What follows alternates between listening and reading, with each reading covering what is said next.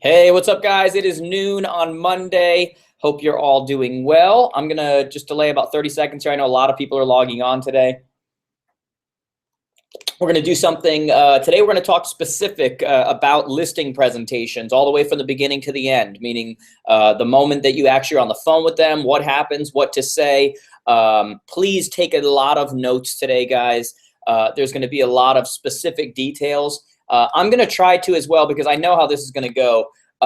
There are so many, scripts and these kind of things that I'll be talking about today that I think what I'm going to do is in the Jared James coaching group, some of the things that I know you're going to ask me to repeat several times, I'm going to copy them. I got to remember where I had them. I'm going to try to copy them and paste them and put them right in the group so that some of you know what I'm doing, why I'm doing that. So you can see it, you can write it down, you can practice them, you can do those kinds of things because I already know that's going to happen. We do a lot of different. We have a lot of new students. We even had new students once they heard about what I was going to be covering today, which is pretty cool.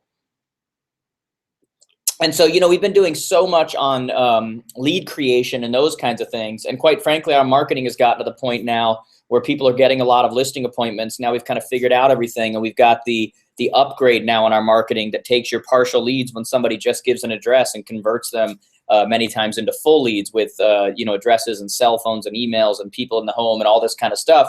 And as a result, we've got a lot of people asking us questions about the actual listing presentation.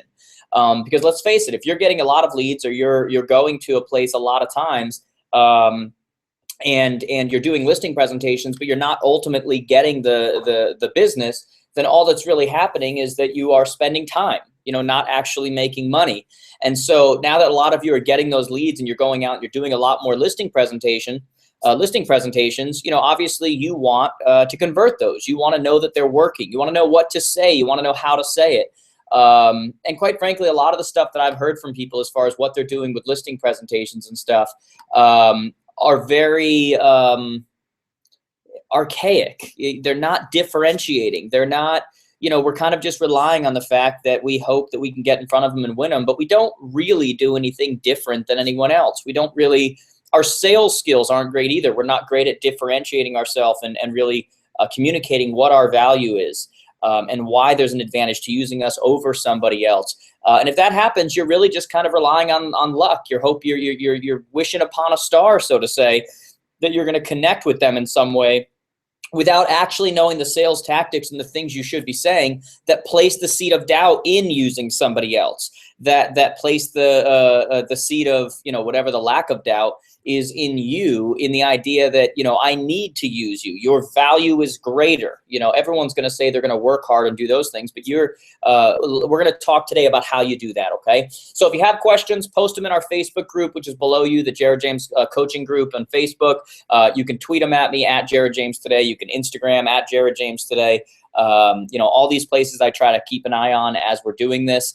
So ask your questions. Today is a day when I really want to get your questions and I'll be trying to answer them. This is one of those you're going to want to listen to over and over again.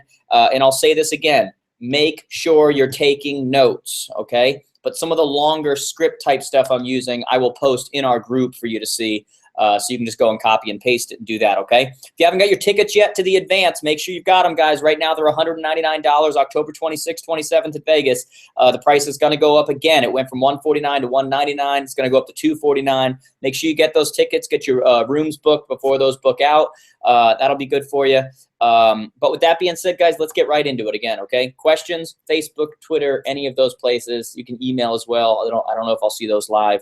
But again, post them in the group, do whatever. If you're in today's world, guys, you've got to be on these places, Facebook, Twitter, these places. It's just the world we live in now, okay? It's like the equivalent of not having a cell phone, which is kind of crazy. So let's get into it, guys.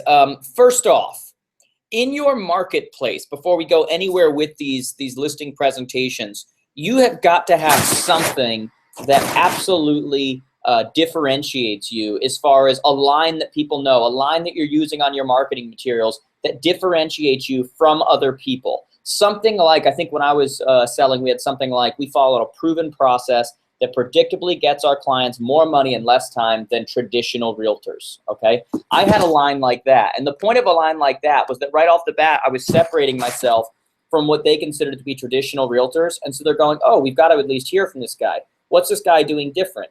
what are the results that he gets? What are the, opposed to what most people do is they put up 3 words with periods in between that say like trust, honor, and whatever, experience. And there's nothing about that that makes someone go, we got to get this guy in. Whereas something that's quick and easy and has some kind of results tied to it and differentiates you from other people, again, we follow a proven process that predictably gets our clients more money in less time than traditional realtors. If I'm selling a home, I'm going, we need to see what he's doing that's different. The idea is to get you in the door so that we can ultimately go over the rest of this process, okay? And by the way, this better be true when you have this process you're talking about, and we'll talk about what some of that process is today, because whether you recognize it or not, our industry is rapidly changing. I mean, rapidly changing. I don't think enough people realize what's happening. I'm not one of these Zillow alert guys, who's like, they're trying to start a brokerage and they're trying to do all this stuff. But I will tell you, in 1996, a guy named Rich Barton and Lloyd Frink started a company that was called Expedia, okay? And what did Expedia do to the travel industry? Now, there are still some travel agents out there. There are still people that are better at what they do than anybody else, and they somehow manage to survive. But those people that started Expedia that absolutely changed the travel industry, do you know what company they went on to start next? They went on to start a company that some of you know, which is called Zillow, okay? And so for all those people who are a little worried about what's happening and everything else, I mean, they did already have the track record of starting a company that completely changed an industry. And now they have started another company that gets the most traffic of any site in the industry.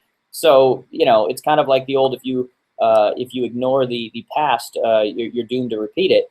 You need to understand that there better be something different about you. You better have some repeatable process that differentiates you from traditional realtors, as that line said.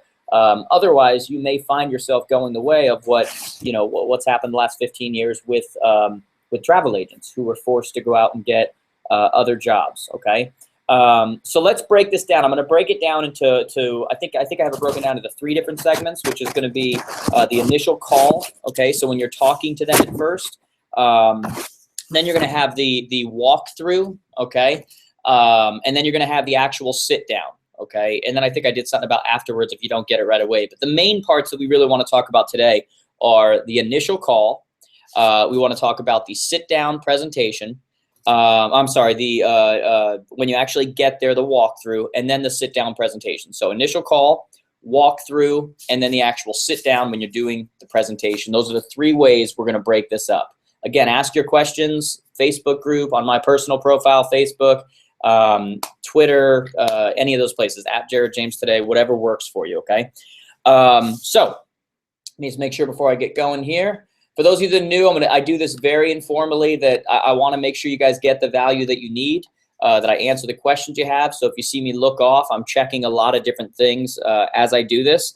But let's go over it, okay? First off, on the initial call, remember, you can go back and watch this over and over again and make sure you're taking notes. On the initial call, a couple of quick things. Number 1, you want to listen absolutely to what they say on the phone, and you need to fuss over what matters to them when you get there, okay? People will almost always tell you in a home what matters to them. They'll kind of say the things that they did or talk about what their kids did there, whatever it may be. You can't be like a robot and ignore those things, because ultimately those are what build rapport. I mean, all this technology, everything else that goes on, those are the things that actually create rapport and create the things that matter to them, and are the reasons they don't know why, but they like you, they trust you, you talk to a lot of top agents about why they didn't get listings, and technically they were always the #1 option. They sell more houses than anybody in that area. And it's almost always, well, I just felt more comfortable with so-and-so. And people don't even necessarily know why they feel that way, but this is why. It's because of little things like that. You didn't fuss over what matters to them. Why is it when you go into a house, you automatically lower, go to a high-pitched voice, talk to their kids, and act like you like their dog? Now, you may or may not like their dog, but you certainly don't like their dog all over your suit or whatever you're wearing, okay? And so, why do you do that? Because you internally know that that's what's ultimately going to build rapport, okay? When you're on the phone with them, make notes of those things, or if you have an ISA or you have an assistant, make sure they make notes so that you know what to actually call attention to and to show more emotion towards. But make sure while you're on that phone with them too, that you give them an assignment, okay? Now, this is extremely important. You need to, on that phone, give them an assignment.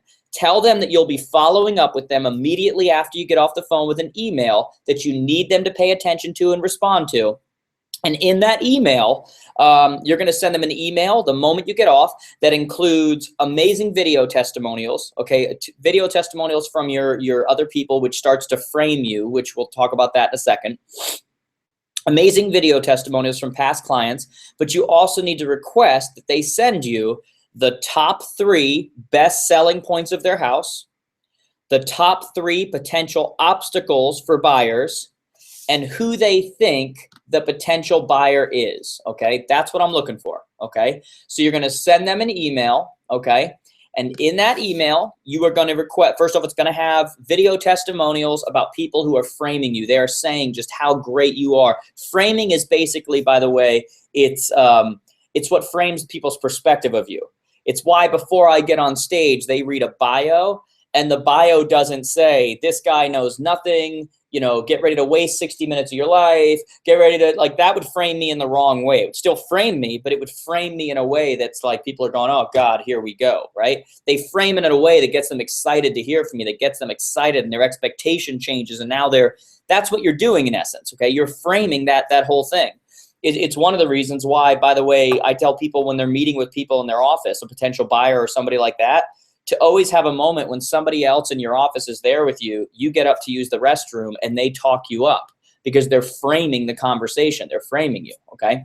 So you want those video testimonials. You want the 3 best selling points, what they believe the top 3 best selling points are of their home, what they believe the top 3 potential obstacles for buyers of the home are going to be, and who they think the ideal buyer is. Who is it they think is going to be into this? Is it a young couple? Is it somebody who's moving up, an older couple that their kids are off to college now, or whatever it may be? You want to get their perspective because you're finding out who they are. You're finding, if somebody comes back and says there are no potential downsides, well then, obstacles, then you know who you're dealing with before you go in, okay? This is going to tell you a lot, but more importantly, what this does is it gets them to start to work for you, okay? Work with you. It gives them an assignment, which now builds time, builds context with you in them. It makes them think you're doing your job a little bit more. The more this happens, the more trust is built, the more they feel like you're doing your job at a higher level because no one else is asking them to do this. You're taking it more serious, that this is what you're starting to do with them. It's these little things that so often, if you ever heard from somebody, oh, it came down to you and the other realtor and we ended up going that way. It was so tough. It was like 1A and 1B. Well, let me tell you right now, I've said for years that, number 2 doesn't win any awards in real estate. You don't get paid, but neither does 1B, okay? Only 1A gets paid. And so these are the little things that have to start to happen. Now, some of these things I'm going to talk about a little bit more obvious, and some of them are going to be a little more advanced. We might go a little bit longer today just because I think this is important. But the other thing you have to make sure when you're on this phone call, which you've probably heard many times, is that you have to make sure both decision makers are there. It amazes me how we know this, but how few times people actually do this. And sometimes people are afraid to ask questions or afraid to have any kind of awkwardness or afraid to, look, guys, if you're going to sell someone's home, the largest investment they've ever had, you better be willing to have conversations and ask questions and demand that things happen, okay? And so when you're trying to get both decision makers there, that you're not just going to meet with one of them and then they'll pass it on, one of the lines you're going to want to use with them is say, look, my marketing plan's very detailed and cutting edge, and it'd be tough for anyone to explain it unless they did it every day. And that's why it's important that I have both of you there, okay? Again, you're planting that seed on your marketing plan and what you do differently, and that you don't just throw it on the MLS like so many people do. And by the way, again, when you're doing this, you are subconsciously separating yourself from the other agents because they didn't request this, okay? So look, my marketing plan is very detailed, very cutting edge, and it'd be tough for anyone to describe it to someone else unless they did it every single day, okay? So you're saying things like that to back up why it's important that both people are there, and you only take time out of your day or night to go to places where both people are going to be there. And it's another sales tool. And by the way, they know you're doing what you've learned and that you're being a good salesperson. But isn't that who they want working for them? Or do they want somebody who's just going to slop it out there and we'll see what happens? Okay. Now, everybody has different opinions on this. I really prefer that you go last. Okay. If at all possible, you want to go last. And by the way, if you're going to go last, here's an extremely important point that a lot of people miss out on. If you're going to go last, you need to get them to promise that they will not sign with anyone else without meeting with you first. Okay? They will not sign with anybody else without meeting with you first. And you're going to get them to promise to not sign with someone else. Because have you ever learned that you should go last, but then what happens is either frequently or at least a few times, you get a call, usually from the other agent, because he or she tells them, don't worry, there's no awkwardness. I know Jared well. He's a friend. He won't be upset. I'll call him and let him know you decided to go with me. Blah, blah, blah, right? You ever gotten that call? It's annoying. So here's the line you're going to use with them to make sure that they do not sign with someone else before meeting with you last. And I'll post this in the group, okay? Here's what you're going to say. You're going to say some salespeople are trained to be slick, and I'll explain this in a second. Some salespeople are trained to be slick and offer to drop their commission if you sign on the spot while they're there, because they know that they don't market your property the way I do. So rather than add more value, they just rely on old tactics of getting the listing at any cost and just drop their price to try to make that happen. I'm sure you agree that that's not the type of negotiator you want representing you anyway. And at that point, you're nodding your head like this. This is all part of nonverbal communication, okay? Now, I'm not asking that you guarantee that you'll list with me, but will you at least promise me that you won't sign any contracts with anyone else before I show you what I do different? Question mark. Wait, and they're going to be like, yeah, no problem. I'll promise you that. Because at that point, they have no intention of signing with someone else before they meet with you anyway. Thanks. Now, that is so layered, what we just said there, as far as why we say it that way. And by the way, I'm going to post this right now in the group so you guys have it there, because I know a bunch of you are going to ask for it. So give me 1 second here while I post it there. So for those of you in our coaching group, you guys can pull this right from there. Bam. Okay.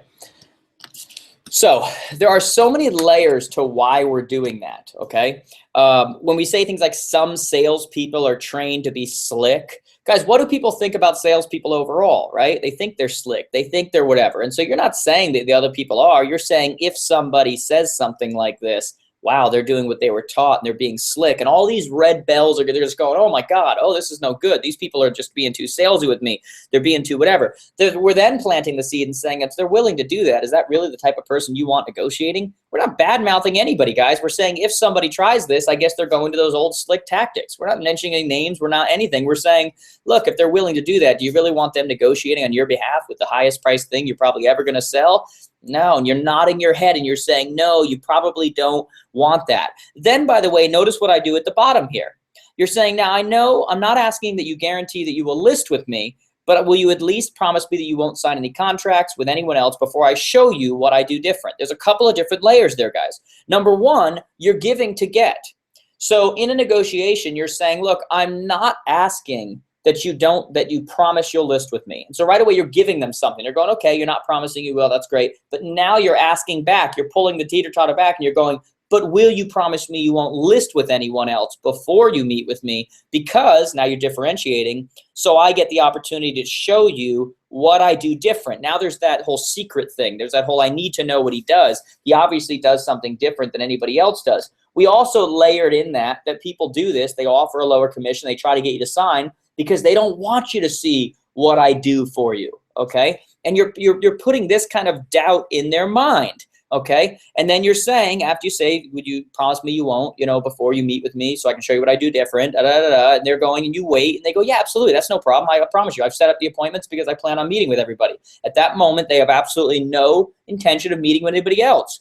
But now when you make them promise that, they now feel morally obligated to now meet with you. Even if they meet with someone else they love and they go, well, let's just get this done, let's whatever, they promised you they wouldn't do that. So now they're still going to give you the meeting just because they promised you they would, okay? So this is an important line that you use with people if you ultimately want them or you want to know that going last is obviously better for you from the perspective of sales, but you also know that they're not going to, you're not going to lose out on a sale because someone else got involved before you and was able to sell them, able to lower their commission, able to do all of these kinds of things, these tactics that people use in order to get the listing, so to say, okay? So let's move on here. Next part.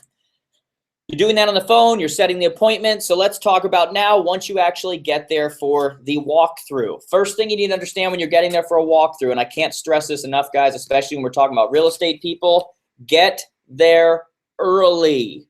We as a society are late people, and it drives me insane. And by the way, even if your sellers, your potential sellers are late people, if you show up late, that is a different thing.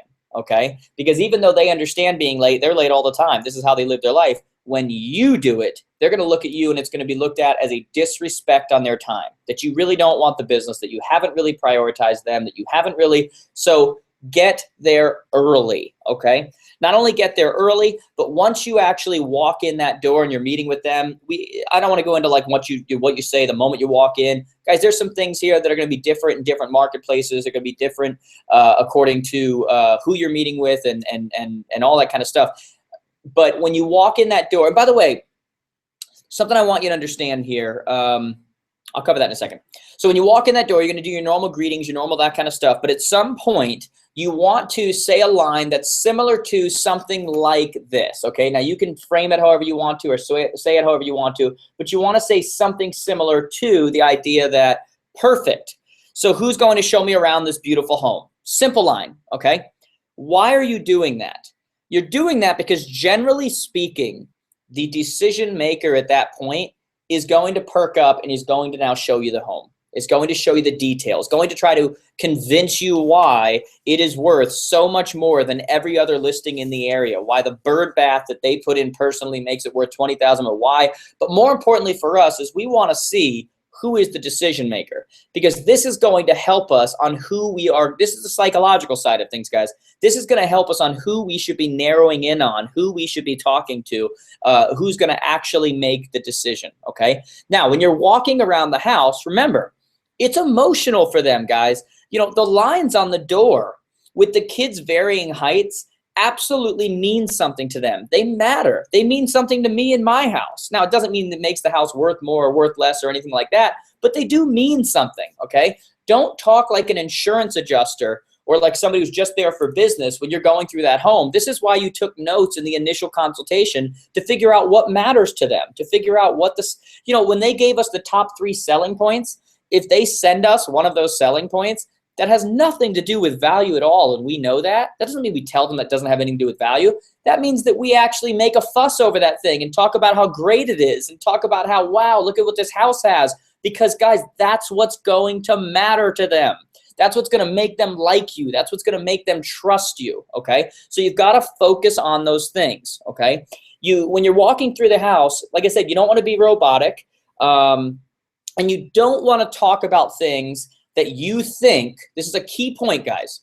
You don't want to talk about things that you think add value or take away value, because then you are being assigned to that value, and that is not what you want. You don't want them keeping a scale of doing well, not doing well, doing well, not doing well, and associating that to you, that the value of their house is somehow connected to you. You don't want that. So you don't walk through the house and say things like, well, you know, this doesn't add value and that doesn't whatever. What you want to do is you want to say things like, research tells us that.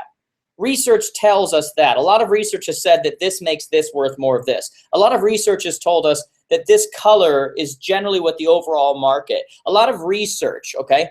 When you start going with research, now they can't get offended by you. Guys, you got to remember, I love the way that I know his office is watching. John Mangus puts it when he talks about me and he says, you know, Jared sat at the dining room table. That's how a lot of times he'll refer to it when pushing it with, you know, other brokers or other whatever who they're trying to get to sign up with virtual coaching. Jared sat at the dining room table. Because I've sat at the dining room table, okay? So I have absolutely walked through houses with people, and I've absolutely said the wrong things, and I have absolutely seen their reaction and seen how things went down and how my rapport went down when I was going through doing what I thought was right and telling them, look, guys, this isn't me. It's just this doesn't add value. Like, I've done this a million times. This is going to kill your value. This takes 10 grand off. This takes whatever. When I'm doing that, I'm not wrong, but at the same time, I'm not going to get that listing. Okay, it's kind of like when you're in an argument with your spouse. It's not about being right? It's about having peace, and it's the same thing when you're going through a listing appointment. It's not about being right, all right? It's about getting the listing and getting paid, okay? It's about helping this person, because we do work in a business, guys, where if they work with the wrong person because they were better at building rapport than us, they could literally go through foreclosure, right? They could literally have financial issues that lead to divorce. Like, I mean, this is how real our industry is. And you have to remember that when you're doing that. Don't be robotic. Don't tell them what you think, this and that. Research shows us that, okay? Put it on research. That way, if they're like, but I love, these bronze handrails that, blah, blah, blah, blah, blah, make it look like they're gold, whatever. You could be like, I know, that's so cool. Like, I love that. I love that. It's just research shows us that. You guys see how this works. Okay, now, when you're sitting down for the actual presentation, you've done the walkthrough of the home, and you're making a big deal out of the things that actually matter, and now you're actually sitting down, right? This is the actual dining room or kitchen table or whatever it may be, and you're sitting down. Number one thing, do not go on forever, okay? Longer is not better. I have seen some of your marketing people, some people still call them CMAs, which, by the way, I think is a terrible word, comparative market analysis, because there's more to add value than just the comparative market, but we'll go over that in a second. But when you're having that sit down with them, this should not take forever, okay? It really shouldn't. People with 45 and 60 page analysis, it's so ridiculous, guys. None of that stuff matters. I want you to understand something, okay? And this is where I really want you guys to pay attention. And if you don't understand anything else that I say to you over the course of us doing this, I want you to get this right now. Okay, you ready? I want you to understand that people choose you because of process, not because of price. Okay? You think it's because of price, okay? But people choose you because of process, not because of price, okay? Please, please, please get that in your head. Because if you are making an argument based on price, anyone can compete with you. A brand new agent can compete with you on price.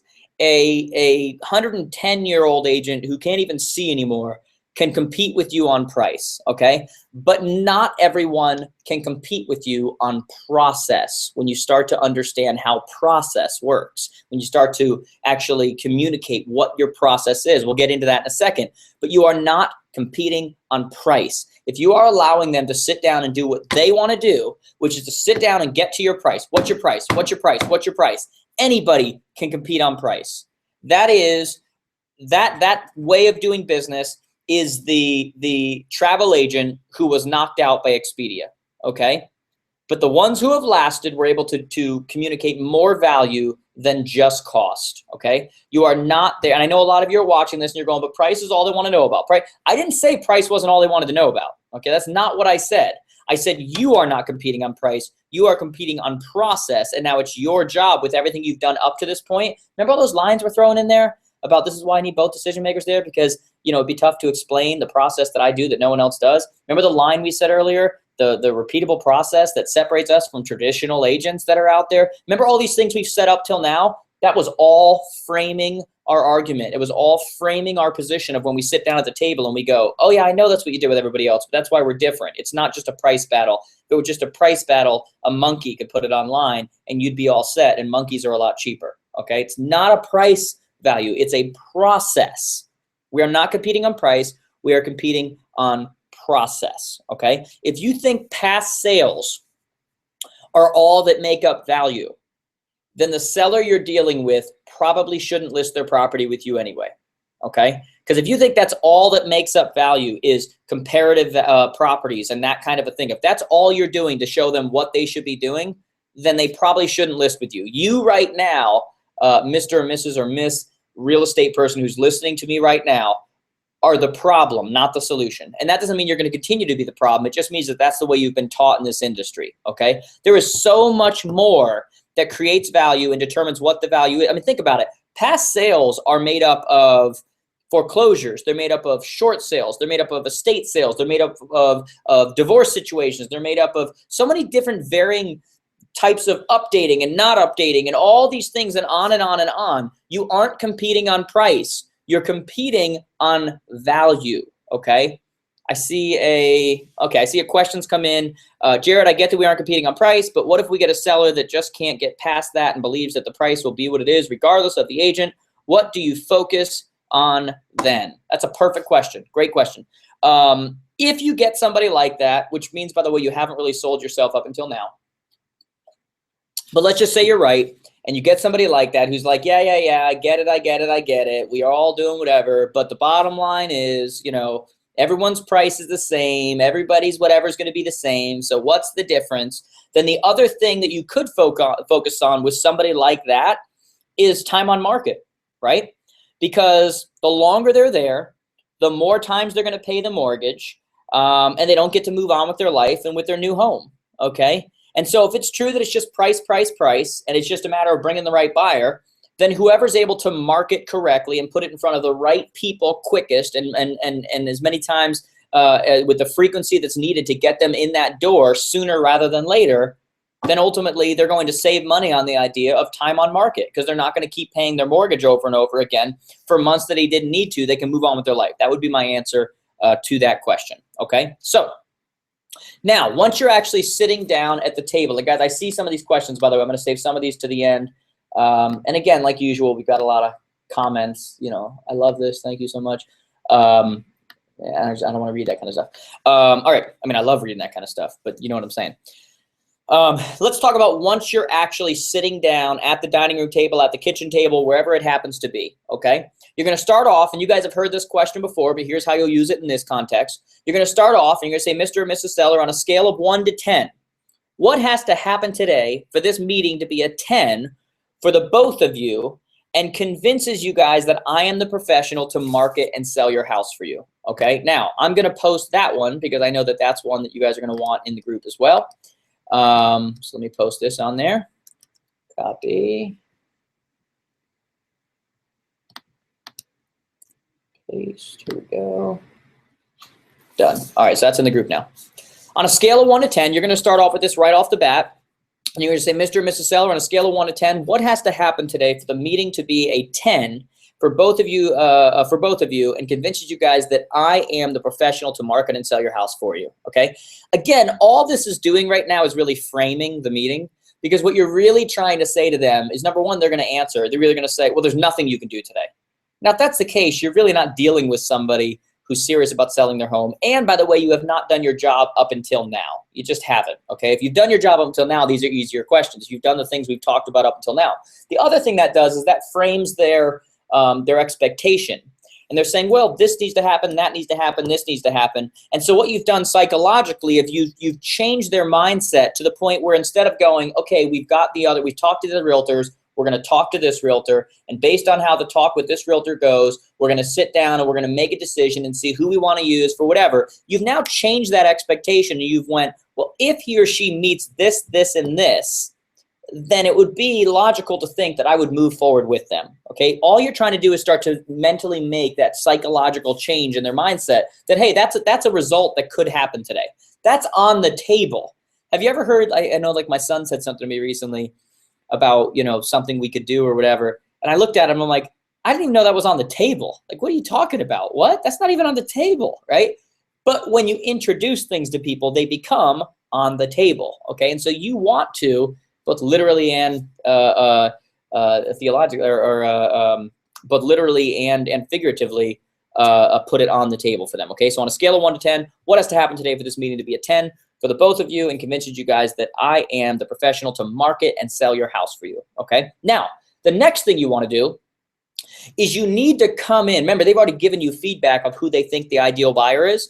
You need to come in with research on their ideal buyer already and have the research done beforehand. Okay, so come in and you want to say something like, Mr. and Mrs. Seller, there are approximately 21,000 potential buyers that match the exact profile of the type of person that would buy this house and will be happy for many years. I've already prepared this for you, what the coming soon ad will look like. And my marketing team is ready to go the moment you make the right decision to list with me, to put your property in front of them right away. Now, I'm going to copy and paste that one for you guys as well. That is a key one right there. Okay, so let me copy and paste this. We'll stick it in the group again so you guys can have it there. Give me 1 second. Okay, so understand what you're doing with this. What you're doing is you are, prior to your meeting, going on a place like Facebook or something like this, and if you don't know how to do the Facebook, promotion of listings, we're not talking about like the marketing department, like what we do, where we gain like a lot of seller leads for you, but I'm talking about actually taking your listings and promoting them to potential buyers in an area so they comment and call you and email you. It's like a digital Sunday paper. If you don't know how to do this, you can hire us. It's called our listings package. We'll do it for you. If you do know how to do it, it's not that difficult. You can go into Facebook to create a boosted post for your actual listings. You can create a fake one and go and look at the target for who you're trying to reach, what age level they are, what areas you're trying to go out and reach out to, where they are, whether they're a current homeowner with a certain price range, whether they are renters right now, whether they're first-time home buyers, whether they're male, female, whether they work at a certain place, whether they, whatever the potential demographic happens to be, whoever the potential buyer that you have decided is the perfect buyer for this property happens to be, you can go and look that stuff up beforehand. You can go create a fake ad and say, hey, here's your property, picture of the house. You already took a picture of the house beforehand.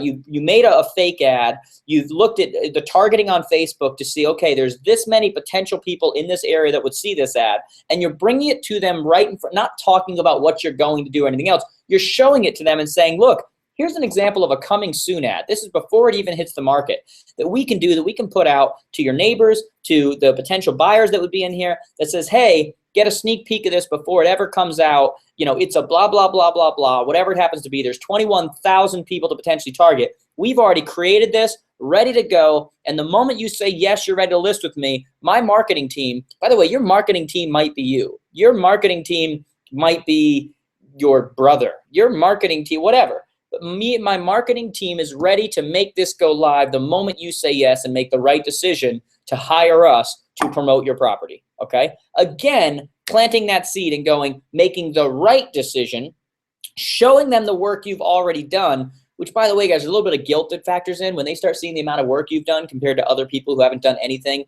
but pull their standard pages that come in their CMA that their brokerage gave them, and they start seeing the work you've actually done.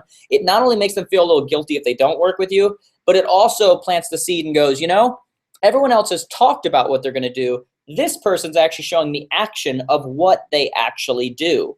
And you're talking about something like a coming soon ad, which a lot of other people aren't going to talk about either, because just like many of you listening to me right now have no idea what it is. And they're going, well, what's going on? How does that work? How does this? So there's ways to do this as well, okay? So you want to show them how you do that, okay? You also want to go into, now that you're sitting down with them, you want to explain to them what you do differently with your open houses, okay? This idea in the industry right now that open houses don't work is nonsense. It's absolute nonsense. What has happened is the way that we market open houses don't work anymore. Okay, so if you're still using the Sunday paper to market open houses, it's not a shock that nobody's showing up. But we have students from all over who are getting a ton of people to their open houses because they're marketing them correctly, okay? So if you know how to create that ad, that boosted post on Facebook that promotes that open house, that you only pay when somebody clicks and actually looks at it and is interested and likes it or comments on it or whatever it may be, then your open houses work fine. If you know how to do it, do it. If you don't know how to do it, hire a company like ours with the listings package to promote those. We have a submissions form. If you go on jaredjamestoday.com/real estate, I think it's the second video. It explains the listing package. We explain how that works, how the submissions process works, how you need to be using this stuff, okay? Whether you know how to do it yourself or whether you hire someone else to do it. Look, guys, some people create their own postcards. Other people hire companies that create postcards. Whatever's going to be the best use of time for you, but allows you to do what you need to do to separate yourself with potential sellers, okay? So you explain to them what you do differently, explain that you advertise digitally, which is where everybody is now, but that you also welcome the whole neighborhood in. Don't shy away, guys, from nosy neighbors. Nosy neighbors, on average, 2 or 3 of them are going to sell in the next 6 months. You want to get them in the door. You want to see that the marketing tactics that you used on this listing that drew them in are the same ones that you're going to use when they go to potentially list their property, okay? You want to get these people in because nobody sells a neighborhood like a neighborhood. They might have friends and family that want to get into the neighborhood. It's more buzz that happens. It's more, so you want to get in as many people as you possibly can. Let me tell you what you don't want to do. Let me see if this is a question or a comment first. Another comment. Okay, let me tell you what you don't want to do. If you're using those terrible syndication lists, you know, that your broker gives you for your presentations, please stop using those. They're those pages that have, like, you know, syndication, and they show how it goes out to 102 different sites.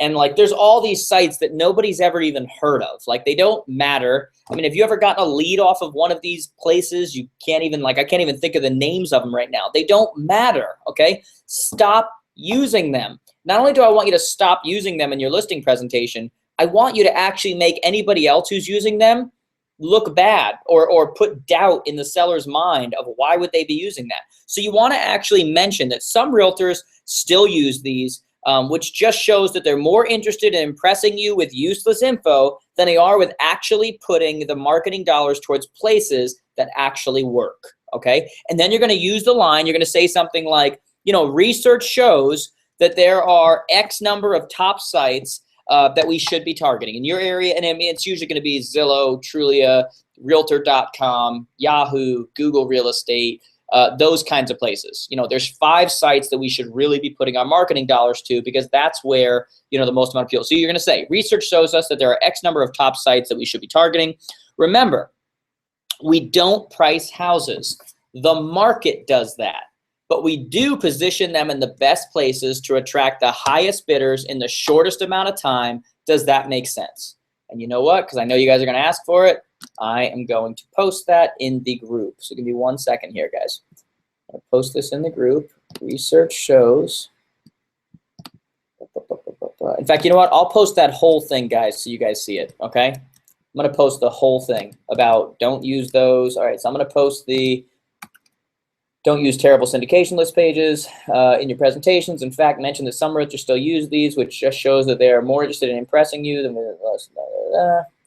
instead. Okay, so I'm going to post that for you guys. Okay, that's how you work against that. You let them know that anybody who's shown you one of these is more concerned with impressing you with useless data and sites that don't actually work than they are in actually investing in sites that actually bring real buyers who spend more money, that's where you want to go with that. Because then in their head, again, you're placing a seed of doubt, and in their head, they're sitting there saying to themselves, shoot, you know what, so-and-so came in, and I was really impressed with that list of sites. There was 103 sites on there. But now you're educating them, and they're getting to see, well, wait a second now. It's great that they put 103 sites, but Mr. and Mrs. Seller, you're looking for a house after you sell this. Have you ever even heard of that site? No, because nobody goes there. And all they're trying to do is impress you with a huge list of sites to confuse you and make you think that they're doing something they're not, which, by the way, they aren't doing anything to make that happen, instead of actually putting their marketing dollars towards something that actually matters, okay? Which are these number of sites, these 5 sites in our area that attract the biggest bidders in the shortest amount of time. Again, and the key line in all of that, by the way, it's important that you use this line, okay? Remember, we don't price houses. The market does that. But we do position them in the best places to attract the highest bidders in the shortest amount of time. Does that make sense? And guys, it's always good when you're using examples like this that you actually use personal examples, okay? And what I mean by that is this. Whenever I would do something like this, I would probably use an example of, like, you know, off the top of my head, okay? So I sold a car once. And the value of that car was what the value was. But the proper or the improper amount of marketing was going to get me that money or was going to cause me to sell for less, okay? And so I remember for a while there, I had the car priced at a really good price, and I was getting nothing. Like I was getting no bids, nobody calling me about it, nobody, anything. And I had it on the sites that I thought were important sites because I looked online and they told me to use these sites. And then I finally ran into somebody who actually knew what he was doing. He was actually a car friend of mine, and he buys and sells cars and everything else. And he's like, Jared, what are you doing? He's like, this site over here, if you just spend like 150 bucks and put it on that site, you'll have people banging down your door for that car. And I'm like, what? So I'm like, there's no way. Don't other people go to these sites? Like, I've heard of these sites before. I went, I spent the 150 bucks, I put it on this site. I had several people call me within a day, and the first person that came bought that car. Okay. So the issue wasn't that the car wasn't worth that, although I was getting ready to drop the price, or I was getting ready to only deal with one person, which would have meant that I would have not had the same leverage, and I would have lowered my price and just been like, all right, I don't have anybody else here, so if he offers me this, I'm going to take it. Whereas when you have a lot more people, now your leverage grows. And now because I knew that I had 4 more people lined up that day, when that guy came in and he started trying to negotiate with me, I'm going, you know, yeah, I'll take your offer into consideration, but I've got to talk to the other people first. I've got 4 more people coming today and more emails on the way for people who want to come. And by the time we were done, he's like, no, I'll give you that price. Just please don't show the property. Okay. Whereas a few days earlier, I was ready to drop the price, keep dropping it because I wasn't getting the market exposure. Okay. It's not about the 102 different sites. It's about the ones that actually matter and you using your marketing to pull those people in, because we don't create the price of the house. The market does that. We position the property in a way that attracts the highest bidders in the shortest amount of time. Does that make sense, Mr. or Mrs. Seller? You've got to use those types of lines, okay? And then through the rest of it, you want to show them the actual that, look, I don't just go online and do these things digitally. Here's the actual postcards and letters we use. Here's what I actually do to go and knock on the neighborhood and let them know about the new listing and what's happening and seeing whatever. Here's what I do as far as sweat equity with this property that most people won't do. Here's what separates me from everybody. I'm not sold on doing it old school, new school. I'm sold on what doing works and gets you the highest price you possibly can. And that's why those testimonials you saw in the beginning did talk about me so highly and put me in such a great light, was because they got to experience that, okay? And then you never want to leave that presentation. After everything I've shown you, everything I've whatever here, do you agree that I've met the standards you were looking for, and are you ready to sign today, okay? Don't be afraid to close. I say, you guys have heard me many times say, don't expect to get paid like a salesperson if you're acting like a customer service person. You have to ask for what you want. A closed mouth does not get fed. It's that simple. A closed mouth does not get fed. If they told you on a scale of 1 to 10 what needs to happen, then at that point, if you have met those criteria, there's no reason. And by the way, I had somebody ask about commission, okay? Would you charge 5 or would you charge 6%? Every area is different, but my philosophy is that you always ask for 6%. And again, it's because of what you are going to do for them up until now, okay? And when you go through what you're going to do for them from the digital side, from the print side, from all of these kinds of things, now when they come back at you and they say, well, you know, so-and-so is willing to do it at this percentage, you could tell them, fantastic, I'm willing to do it at that percentage as well. What would you like me to take off that we've talked about here, okay? Because so-and-so is not doing that, okay? So what do you want me to take off here? Because these things cost me money. These things, I'm actually spending money on these things, not to mention what you get with me is the negotiation side, because I wasn't willing to just drop my commission in order to get the listing like so-and-so was. So how quick are they going to drop the price of your property just to get it sold? I'm actually worth what I'm doing. There's real value here, just like I believe there's value in your home. And I'm going to communicate that to potential buyers just like I'm communicating to you about myself right now. Okay, so 6% is what we do. Or you can go with another approach and you can do the whole, my brokerage, we offer 3%. Now it's just a matter of what do you want to offer the other side. Okay, if we offer them this percentage, here's what's going to happen. You know, would you go and if you got offered 2 different jobs, you know, both right across the street from each other that did the exact same thing that, you know, required you to do the same thing every day, but one offered you more than the other, which job would you take? Well, that's the dilemma a realtor faces all the time, is that they've got all these properties available to them, and they've got this one right here that offers them this much money and this one right here that offers them this much money. They're both the exact same job. which one do you think that they're going to lean towards? You have to use lines like that with people, okay? And so if we offer this much, you're going to get a greater response. If you offer them this much, this is how we really get them in here and get them a real incentive to sell this. This is how, so you have those types of conversations with them.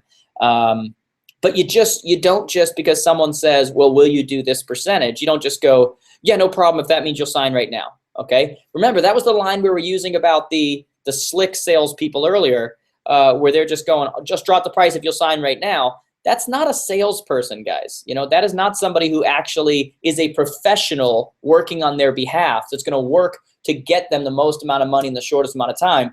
That is a travel agent that's going to be eliminated by Expedia, okay? And now move that forward to our industry, okay? If you don't start learning these tactics now, if you don't learn now how to actually position yourself with the right marketing and the process that you follow for them in this whole process, you are going to go the way of that travel agent, okay? So don't be afraid to ask for what you want. You know, like I said, a closed mouth doesn't get fed. All right, guys? So that will conclude today's. We went a lot longer than usual, 52 minutes long, but I think that's worth it for you guys. This will be available immediately on the dashboard. If you have questions throughout the week, send them over to me. I tried to post some of the scripts we were talking about in the group. Hopefully this will help some of you with the leads you're getting for sellers, because I know a lot of you have been going in on seller with the sell leads you've been getting. You've been going in on the listing presentations and such, and like wondering, what do I say? What do I do? Like, because you're so used to referrals, now you're having to actually deal with people who don't know you, don't have context. So hopefully this will help you with that. Guys, have a great day, and I will talk to you soon. Have a great one.